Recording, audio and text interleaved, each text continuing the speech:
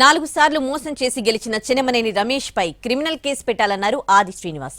తప్పుడు పత్రాలతో ప్రభుత్వాలతో పాటు న్యాయస్థానాలను సైతం చెన్నమనేని మోసం చేశారంటూ డీజీపీకి ఫిర్యాదు చేసినట్టు తెలిపారు.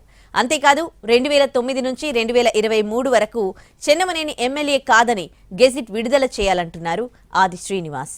వేములవాడ ప్రజలకు క్షమాపణ చెప్పాలని డిమాండ్ చేశారు. చెన్నమనేని రమేష్ భారతదేశ పౌరుడు కాదంటూ 15 ఏళ్ల పాటు సుదీర్ఘ న్యాయ పోరాటం చేశారు ఆది శ్రీనివాస్. ఎటకేలకు చెన్నమనేని భారతీయ పౌరుడు కాదని హైకోర్టు తీర్పు చెప్పింది. అలాగే న్యాయ పోరాటానికి గాను తనకు 25 లక్షల రూపాయలు, లీగల్ సెల్ కు 5 లక్షల రూపాయలు చెల్లించాలని ఆది శ్రీనివాస్ కోరారు. దీంతో హైకోర్టు ఆ మేరకు ఆదేశాలు జారీ చేసింది. ఇక చెన్నమనేని రమేష్ తన న్యాయవాదుల ద్వారా 25 లక్షల రూపాయలకు డీడీ అందజేసినట్టు వివరించారు ఆది శ్రీనివాస్.